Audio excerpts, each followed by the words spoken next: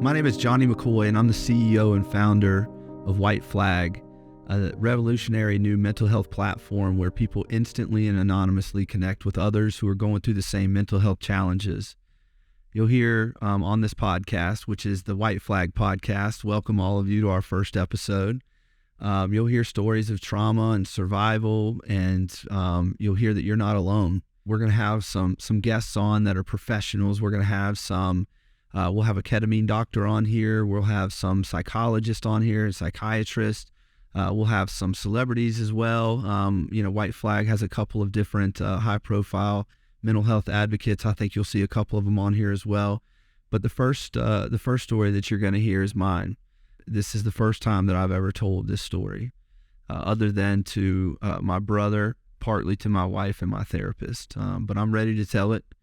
And I think it's important not only for our users and followers and people who are connected with WhiteFlag to know that the person who's in charge and in control of the company is somebody that you can trust and relate to, because, we're asking you to open up.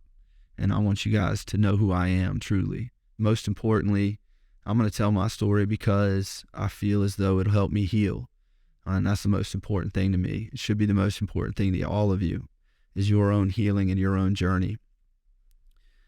And I'm going to tell the truth. And I believe that truth and transparency is the antidote to trauma. And as you'll hear in my story, I've lived a lot of life in secret.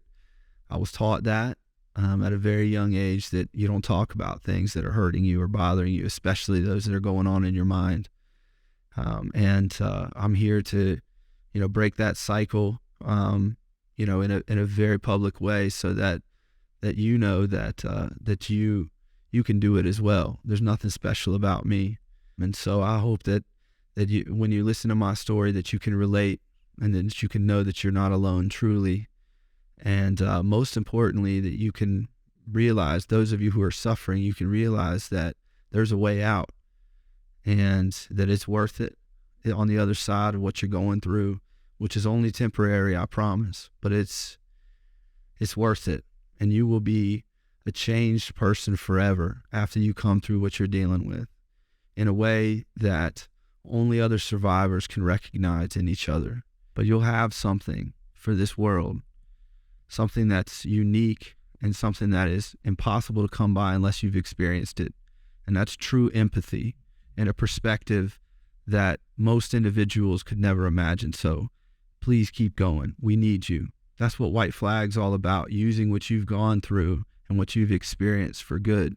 I'm going to tell my story, and it's my version. It's what I experienced. It's my perspective. And I know a lot of you've been told throughout your lives that your perspective and how you experienced it was wrong, and that you should have broken a certain way, and that you should be healed by now. And how could you be so upset, from what you went through, when this person experienced the same thing and they're fine? We all hear that throughout our lives. And I'm here to tell you that it's wrong, and that your perspective is all that matters. It's all that matters to you. It should be all that matters in your healing journey. And so what you're about to hear is my perspective. And I appreciate the people in these stories, many of whom you might recognize. And I appreciate them for allowing me to share my truth, to be a part of my healing. I'm just going to tell it like it happened to me. And so for you to understand what happened to me in my story, we're going to have to go back to before I was born. And that's true for most of us, really. Generational trauma is passed down. It's not me just saying it. It is not just a meme. It is scientific proof that it gets passed down from your parents into your blood and through your mind. And it impacts you, and it's important for you to know about it. And it was important for me to know about what my parents went through growing up, because it would have explained a lot to me. And I say would have because we never talked about it ever.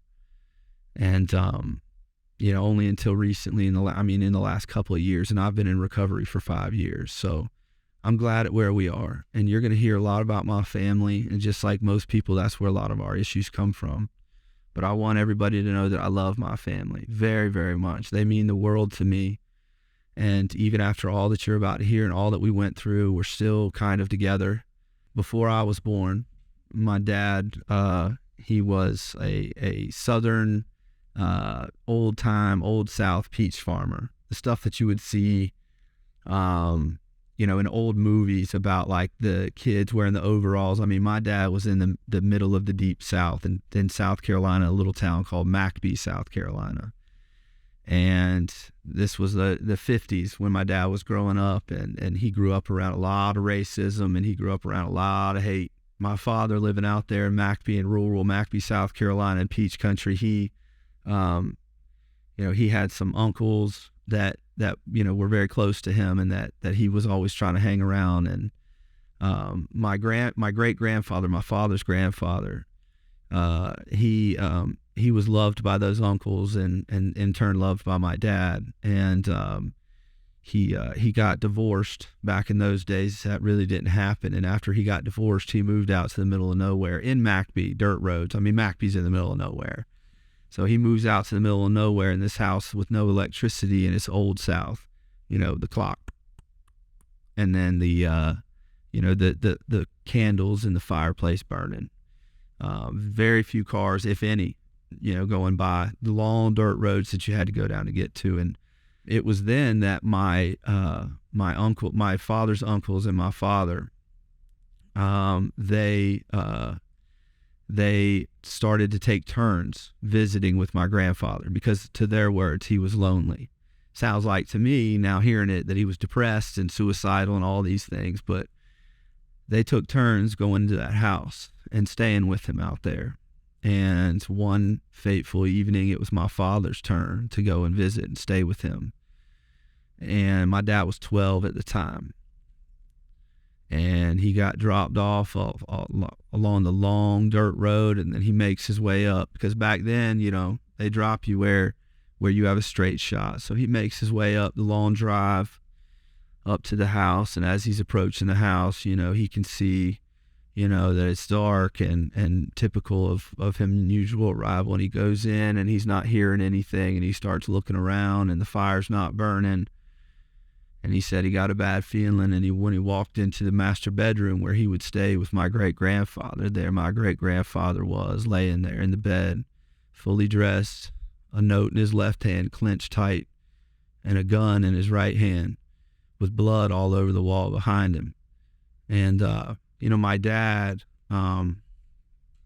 he didn't know what to do. So he, like most people who experience something traumatic, he froze, and he stayed there all night with the body. He didn't know where to go.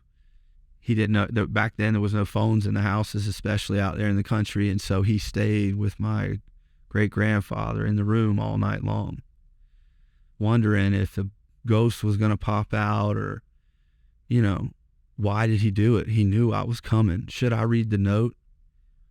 All those things went through my dad's mind, and he, at that moment, my life changed forever, because he began to be filled with trauma, and the result of trauma began at that moment, and he never, ever got help for it. He leaves to go to school the next day, walks up where he's supposed to, gets in the bus, goes to school, goes all the way through school, goes to football practice. Shout out, my dad was a good football player. Goes all the way through football practice at this little tiny school. I mean, he only had like 13 people in his class. Goes all the way through school, comes home from football, looks at his mom and says, "Mom, Granddaddy killed himself, and I found him." And she looked at her little 12-year-old boy and said, "Don't tell your father." Then when they went to the funeral, the word around the funeral was closed casket, maybe a heart attack, but nobody spoke of it. Nobody. My dad was 12. Now that's just one story that I just learned a few years ago. And after you hear my story, you'll think that it's insane that my dad didn't share that with me, because there was a few similarities. I'm not real sure what happened the rest of my father's life, but I know it wasn't easy. Just hearing that little example. So let's move to my mom. My mom was a sweet, young, I would like to think, after talking with her now, that she was kind of a hipster. She was chill, she was peaceful, but she was incredibly traumatized growing up. I never met my grandfather, my mom's dad, because he died when she was 13. But before he died, I think he died of, he did die of advanced cirrhosis of the liver. So he died from alcohol, which again is another thing that gets generationally passed down. Well, before he died, he left my grandma, my mom's mom, and she had 7 kids. My mom had 7 brothers and sisters. There's 7 of them, and she left them. And so the oldest one took charge, and then after he left, the next one and it goes all the way down, and they're just kind of raising each other, and the mom's in and out. And during that time period, I still haven't really talked to my mom about this a lot, but I know it from other family members that my mom was molested. And of course, because the person who molested her was what was within the family, it was never talked about. And so, you can imagine going through that and living in the same house and all that stuff. So, my mom obviously never got help for it. And then, of course, she meets my dad. They met at Disney. My mom was a Winnie the Pooh cheerleader, and my dad was a Jungle Cruise guide. So it started off fairy tale in the 80s, or 70s. They got married in 77. You can imagine, it felt good. But they were so broken from what they had gone through growing up, and unhealed is probably the best word, that they were destined for a nightmare relationship and family. And that's what happened. I was born in 1983 in Windermere, Florida. Shout out Windermere, Florida. And I was born with generalized anxiety disorder. What that means is when I was 4 years old and we went to the ski resort, we went up to Sugar Mountain, because from Florida, my dad wanted to be near South Carolina because that's where he grew up. And I can remember, this is one of my very first memories. You can start them around 3 or 4, your memories. So this was one of my very first memories. And we're at the ski resort. And all I remember is my dad never skied. He just sat and watched. But I can remember my dad saying, it's okay. What's going on? I was running back up the hill trying to get to my mom because she hadn't come down in like a minute or 2. And that was my very first panic attack. I remember laying in the snow, couldn't breathe, and I couldn't understand why the other people around me weren't freaked out that mom wasn't there yet, and it was rough from there. I was called the worrier. Mom was a wonderful mom, for what I needed, and I'm going to talk about some of her shortcomings here in a second. And it's okay because of how she was raised, aka not raised, and she certainly did a much better job with me than she should have ever done, and I'm grateful for her because she was what I needed. But the signs were there. My mom used to introduce me as her worrier, not warrior with an A, worrier with an O.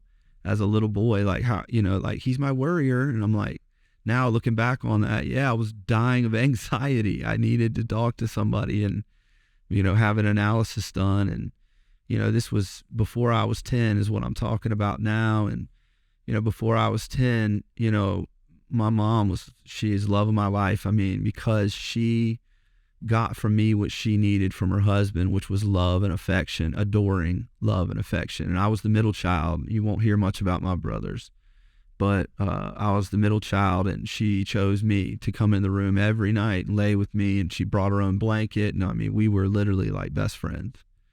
And the reason why is because I was dying of anxiety every night, and I needed her to come in my bedroom and stay with me and hold me as I shook while I was going to sleep every night. I was crippled with worry and fear that the worst was going to happen, whatever that was. And for a little boy, the worst is losing your mom. So that's all I ever worried about, was losing my mom, until the universe gave me something else to worry about. Before I was 10, I had a head injury, I had a concussion, I was out of school for a while. But also, I developed really bad stomach issues, and nobody knew what it was. But that's to say nobody in our family knew what it was, because I used to lay on the floor in pain, just gripping my stomach. And mom and dad would say, it'll pass. And it always passed. But looking back, I'm like, how did we not go to a doctor? I mean, this happened 2 or 3 times a year. And I used to have this like horrible attack of this gas that would come up. Now they call it sulfur burps. Any of y'all sulfur burps, you know what I'm talking about. It's horrific.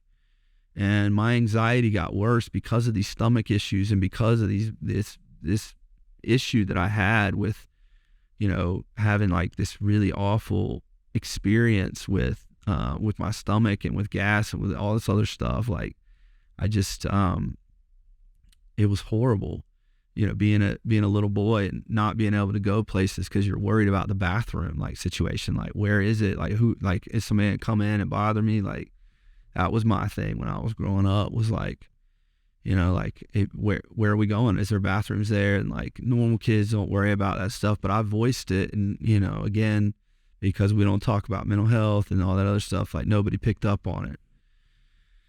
And then when I was 10 years old, my mom let me skip baseball practice to hang out with my best friend, a guy named Chase, who was moving to Oklahoma.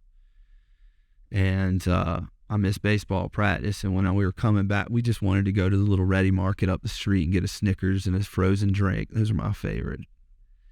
And I was coming back from the grocery store, and this is in Windermere, Florida, where there's dirt roads, and I'm pushing my bike through the road. And I remember I had my little bag of candy here, and I'm pushing the bike. And I remember right as we got around the corner and we turned, and I saw my father being placed in the back of a police car. He wasn't quite in the back of the cop car yet when we turned the corner, but he had his hands behind his back and he was pressed up against the door, and he turned and looked at me, and the only thing that he could think to say was, "Make sure your mom calls my attorney." And that was the first time I'd ever seen anybody get arrested, the first time I'd ever heard the word attorney that I can remember. I know I didn't hear it before then. And the first time I'd ever seen my dad afraid. And, you know, I've skipped a lot about my childhood when it comes to my father and the abuse that we suffered during that time period leading up to his arrest, because I don't remember a whole lot of it. And for those of you who have been traumatized, you understand what I'm saying when I say I don't really remember a whole lot of it. But I do remember the screaming and the amount and the volume and the beatings with the belts and the hands. But what I remember most is at night, I would come down on the stairs. We had a 2-story house in Florida. And I would put my little head through the banister, and I would just hear my mom and dad. And my dad was just screaming at her all night long. He was just screaming at the top of his lungs. So you got anxiety, you got to see, you got to look, you got to feel it, you got to know what's going on. And so I had to hear it. I just did. I don't know if I was like waiting for him to hit her, waiting for him to hurt her.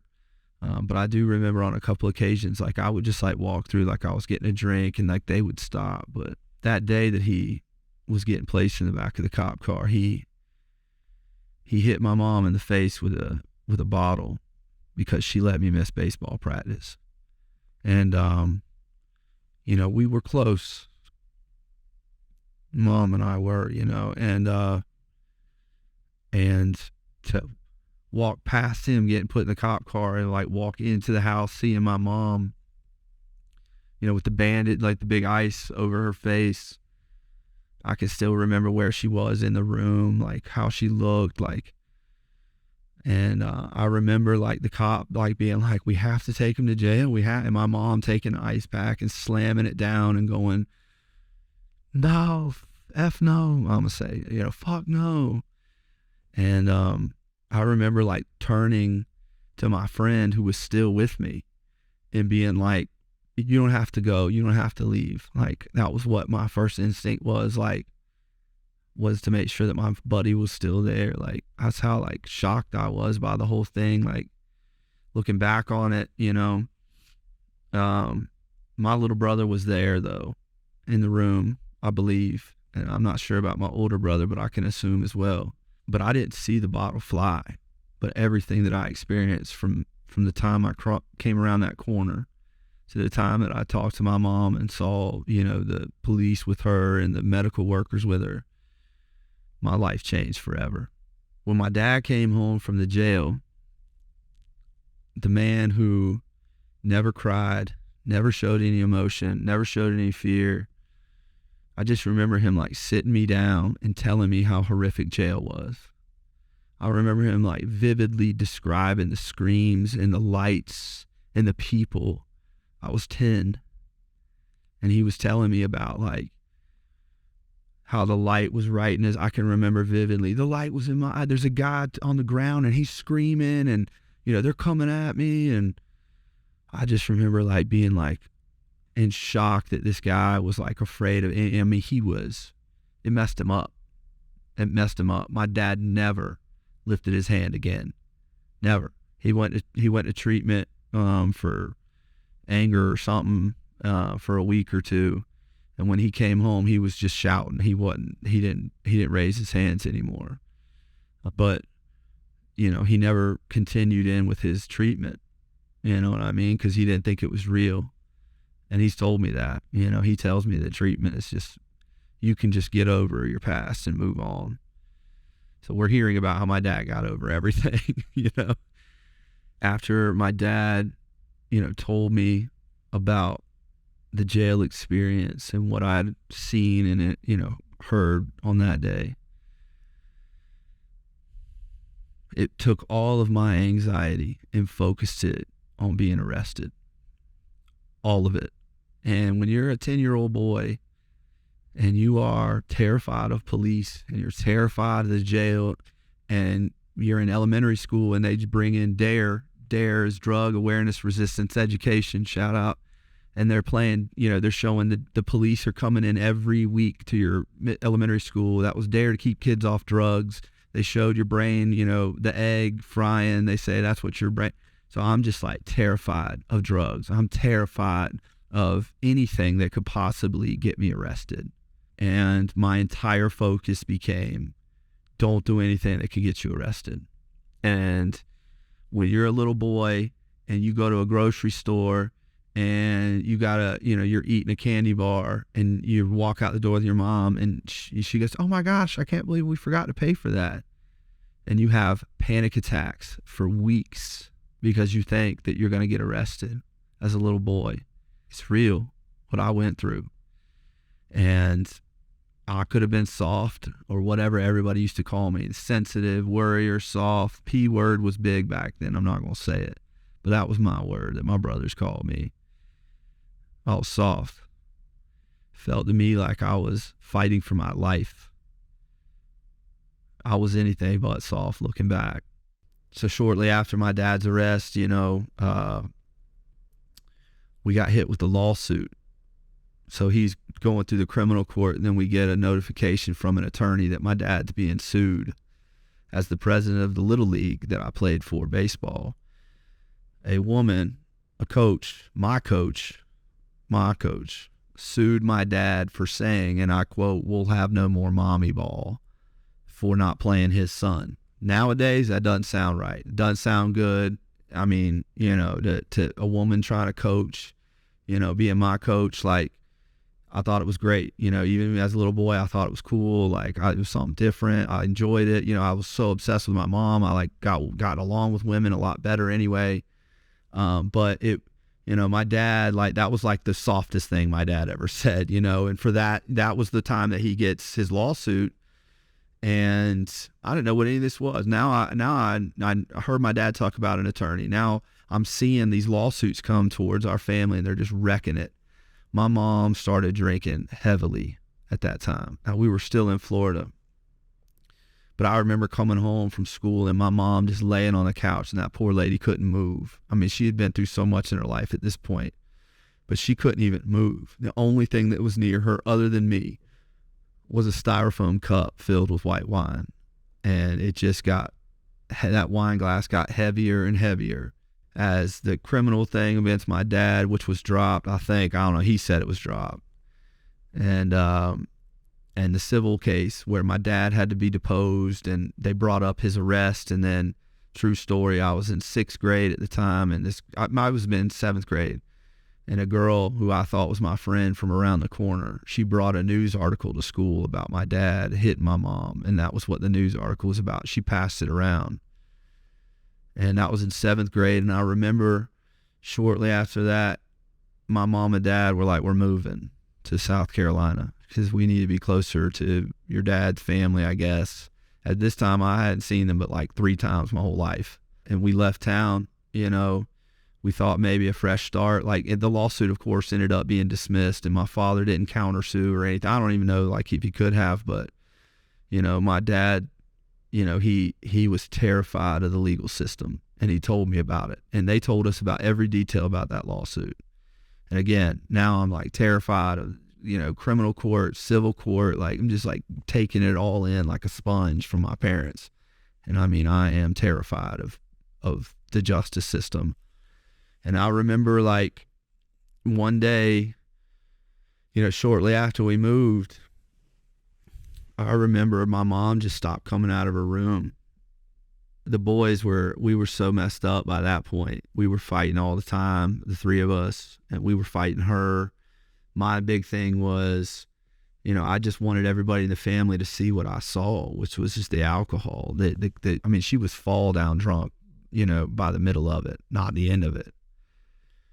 I mean, by the time I was 13 or 14, you know, she would come out wearing the same sweatpants, and it would be covered in either chili or feces. And I realized, you know, right before she went, you know, to treatment, that it was feces. And, you know, to go from what she was when I was a little boy to like the town's, you know, like favorite. She was so sweet. She worked at all the little league games in the concession stand. My mom was a good person. She had a good soul.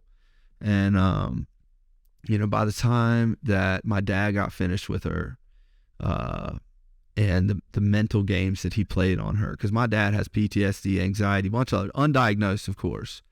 But, you know, when you have free reign on a person that you beat up and that you verbally abuse and that you move them to a new place where they don't have any friends or any contact with anybody, it gets bad.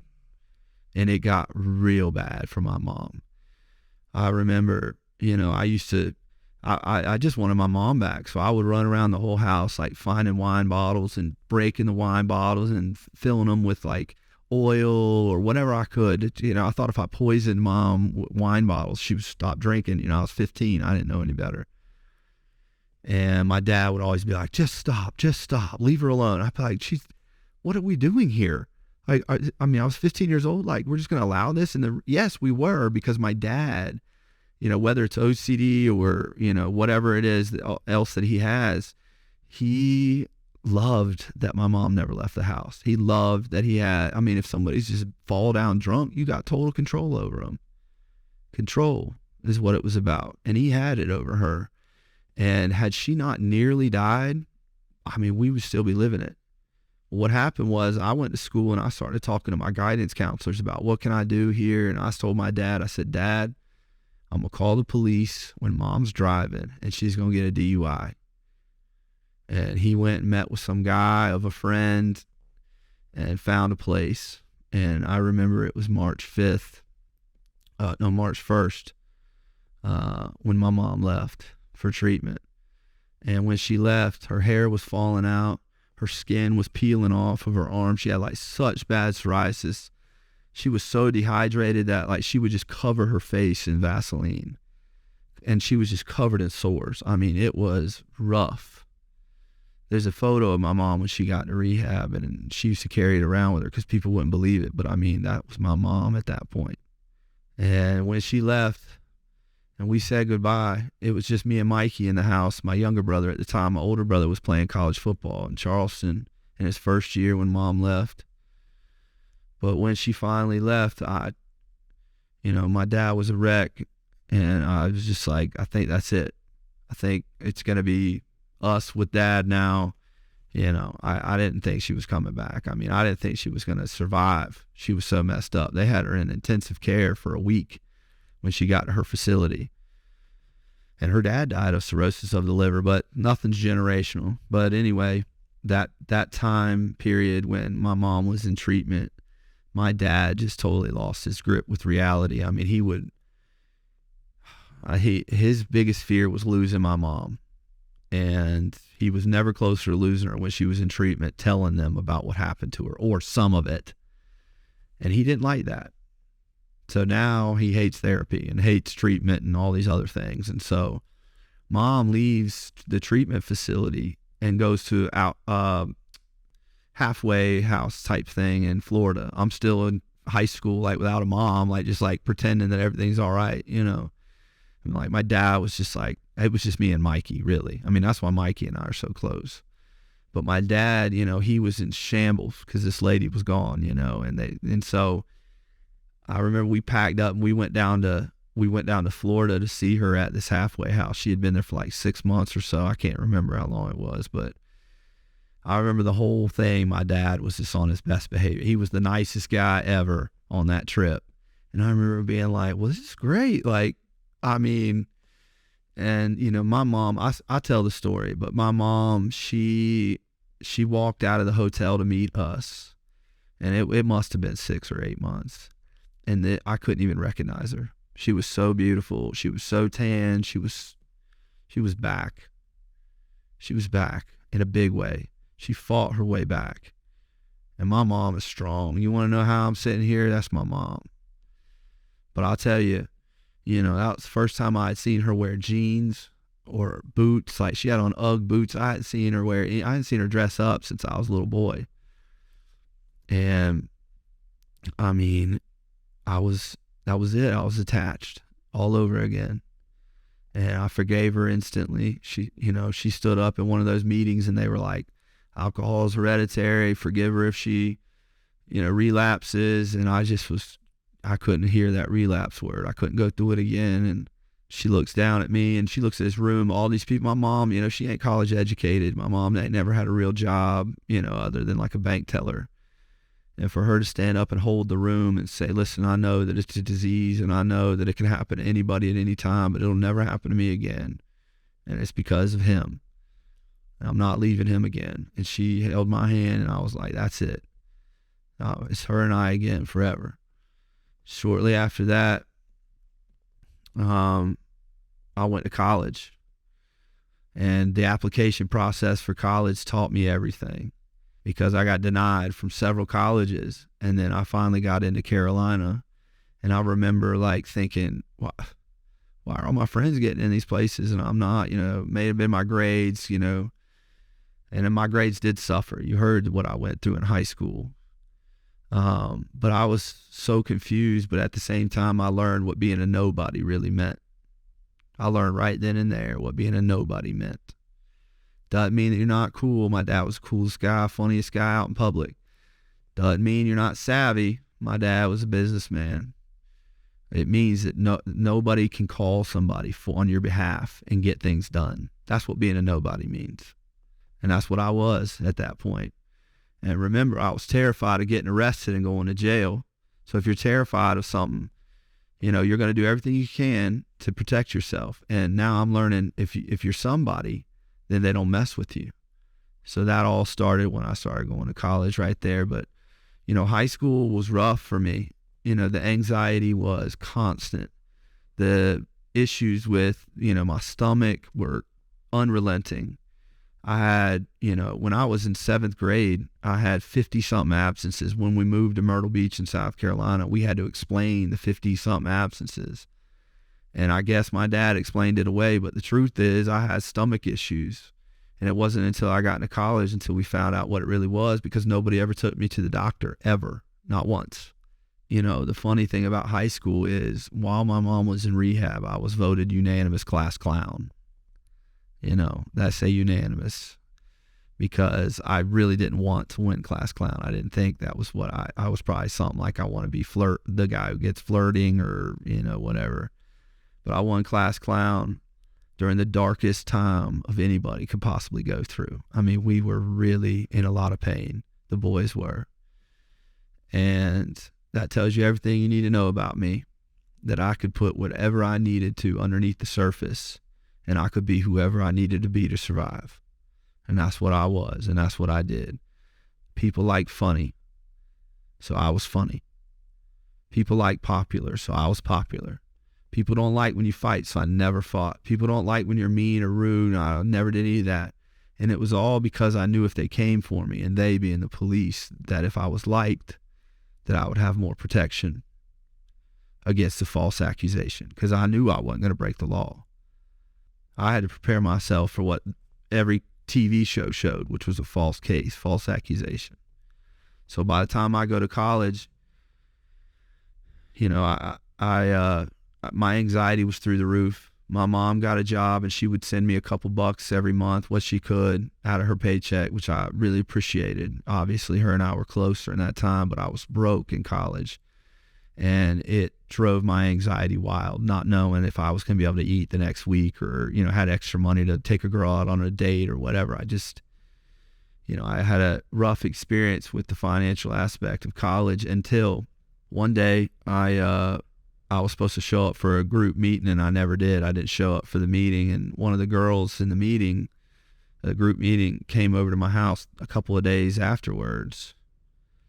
And I had been laying in bed for 4 days. I hadn't left the bedroom yet. I had gone in on myself, of course, to the bathroom, and I had sores on my legs, but I was in so much pain that I was just waking up and passing out in my stomach. And she grabbed me and took me to the hospital. That was the first time I saw a doctor, was when I went to the hospital. And they kept me for 2 months, cut me open and pulled my intestines out and diagnosed me with Crohn's disease. So I have Crohn's disease along with everything else. And, you know, my mom, this was the first time my mom and dad had come to my school, not orientation, not, you know, never. So they come up for the hospital, and my mom, you know, she never left the hospital and stayed with me the whole time. And when it was over, they were like, all right, you're moving home. We're pulling you out of school. They had already pulled all my stuff out of the bedroom. And so I go back home, and I'm like, I got to get out of here. I got to get out of this life. You know, I got to be something. I have to be somebody. I can't be a nobody. And so I still had staples in my stomach when I returned back to school that year in the fall. My dad, to his credit, he went around and talked to all my professors and got me the grade that I had at the time I went in the hospital, which was all A's or something, thank God. And so by the time I had gone back to school, you know, I had been in full panic about, you know, not being somebody. Now I got a disease. Now they're going to cut my stomach open now, you know. So I was like, I got to do something, and I got to do something quick. So I was in a fraternity at that time, and I ran to be the fraternity's president. And of course, I didn't know anybody in the frat when I went into it. I was the only one from my hometown. And you vote for people that are like close with you, whether it's from your city or your pledge class. And I only had 5 dudes in my pledge class. And so I ran for it, and I got it. I won somehow. And the whole reason I did it was so that I could have a network. I could say I was the president, because I knew alumni didn't care if you were just a dude in the frat.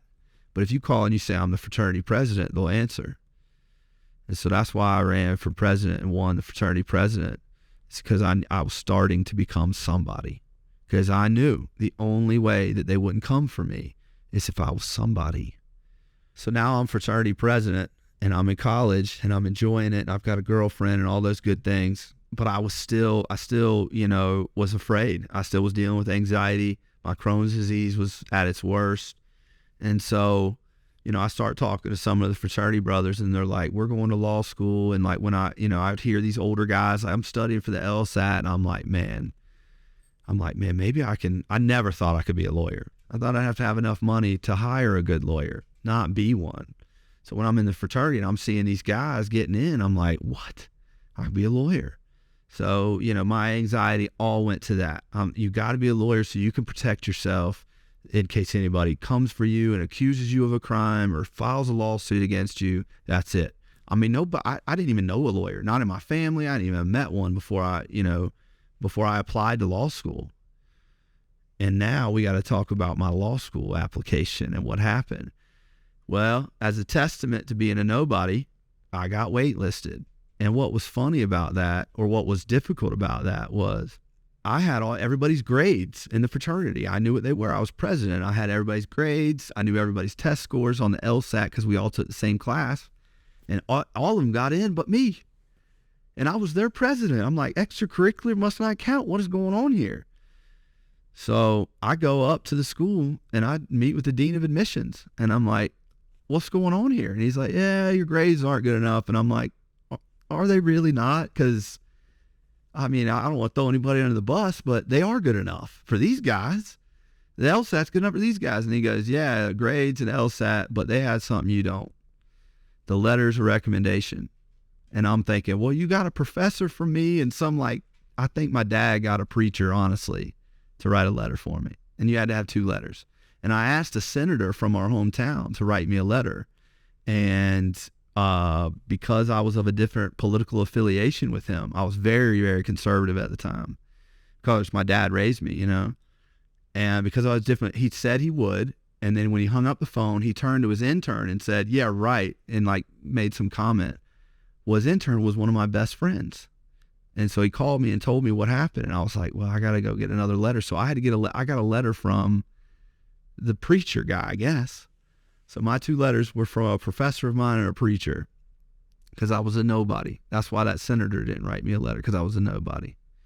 So I was like, well, I'm going to have to, this is all the more reason I got to get into law school. Right. And so I told the dean, I was like, listen, man, I'm going to get it. You don't know me, but I'm going to get in. So tell me the only way I can get in. And he's like, well, your LSAT score's in, your GPA's already locked in, your extracurriculars locked in. So the only other thing that matters is your letters of recommendation. And I said, I got you. That day I went to the bookstore and I bought up what we called a mortar board or whatever. And I flipped to the back, and there in the back was the board of directors. And I started going through it. And I noticed that a guy in the board of directors also had a painting in the library of the law school. Because now I'm going up to law school. I'm trying to meet everybody I can. I'm like, I have to get in. To me, I didn't think I could survive if I didn't get in. Not knowing that I wouldn't be able to defend myself or the people around me, it was just, I couldn't fathom it. So I find this guy who's got the photo up and he's got the big painting up in the law school.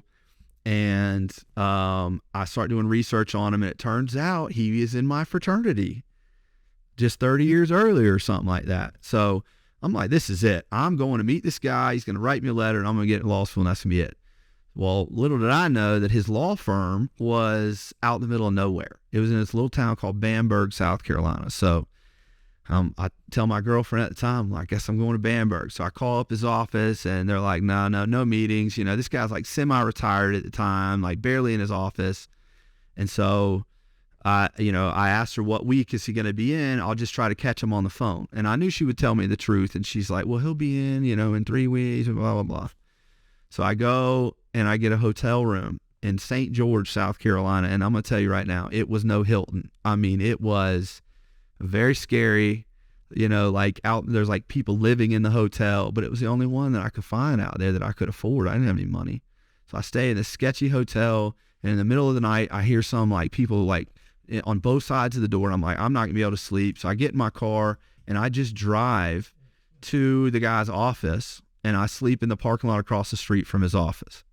So I wake up the next morning and I'm like, man, this is ridiculous. I need to brush my teeth, blah, blah. So I go to the McDonald's, you go in, I brush my teeth, I get breakfast, I put on my outfit, and I go back. And as I'm pulling in too, and I'm like, this is it. This is my chance. I can, I'm hoping that this is the guy.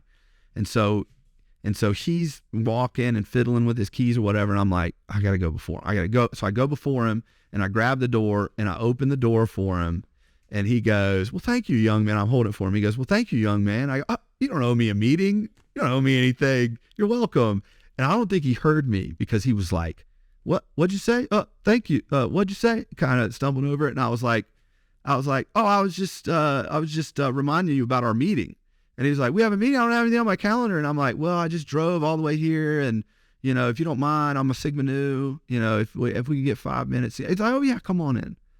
So I sit down, I tell the guy the deal and who I am and what I want to do. And I didn't tell him anything about my past. I just told him I wanted to be a lawyer, and I wanted to, fight for the little guy, which was all true. And so he writes me a letter. And then the first wave of I'm watching every day to see like if they're letting anybody in off the wait list. And all of a sudden the number of students on the website goes up because they let in the first wave off the waiting list. And a couple of my friends got in.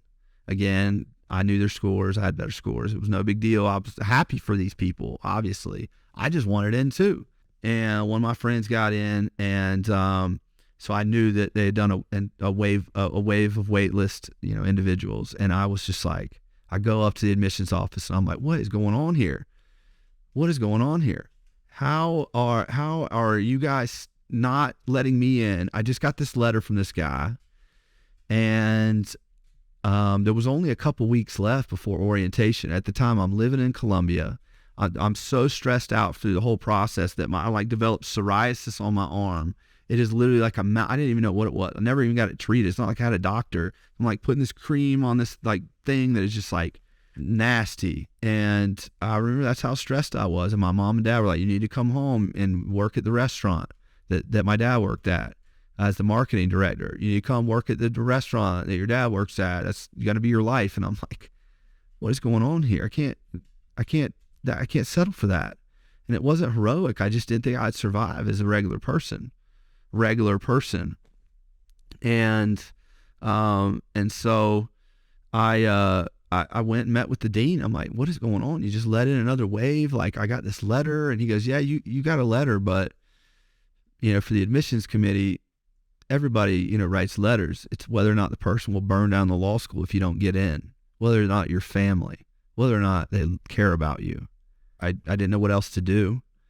And I racked my brain, and instead of waiting until I was somebody, I just said, well, if I was somebody, what would I do?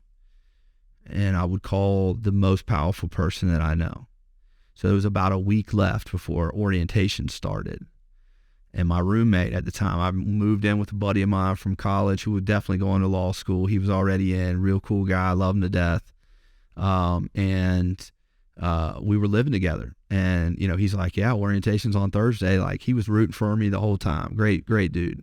And a week before orientation, I just, all my anxiety, everything inside of me, it just hit me at once. And I broke down and I said, well, I'm just going to call my fraternity brother that I was definitely friends with, but it wasn't like, we loved each other, not yet.